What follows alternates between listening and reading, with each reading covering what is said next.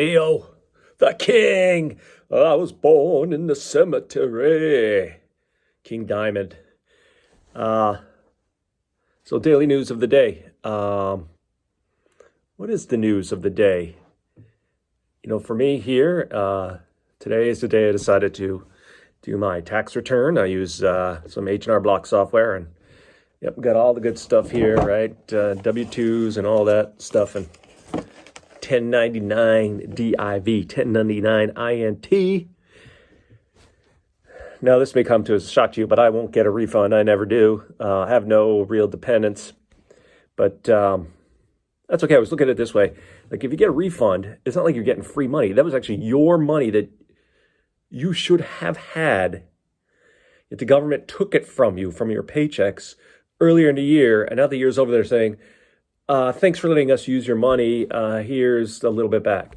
Where if you're like me and you always have to pay something, like, I don't like having to pay a lot, but at least I know that if I owe taxes, that means I've gotten every cent up until now, and I'm just paying off the difference.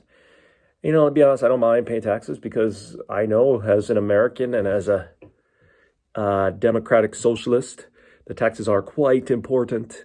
I understand the importance of things like infrastructure, and I understand the importance of things like, schools and, roads. And what I don't like is knowing that for every dollar I spend on my taxes, most of it is going to imperialistic military operations.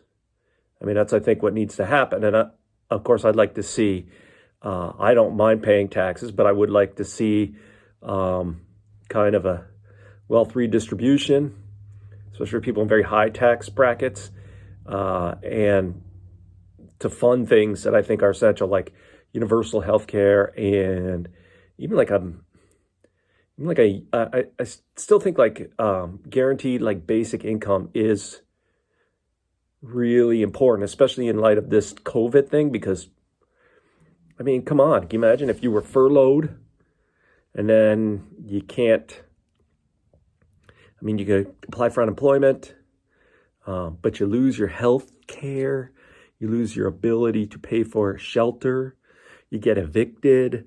I mean, luckily, if you're a state like I am, they've put a limit on evictions, and a lot of states have said, okay, we're going to waive rents and mortgages and stuff like that, or private companies. But really, the ability to afford to live should be guaranteed, especially in a nation that has such a huge GDP. I mean, it doesn't always have to be a competition about who gets the most money.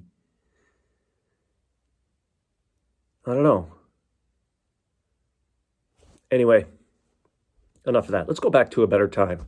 Actually, not a better time. I think it's the Reagan era, which was a similar time where regulation was thrown out the window.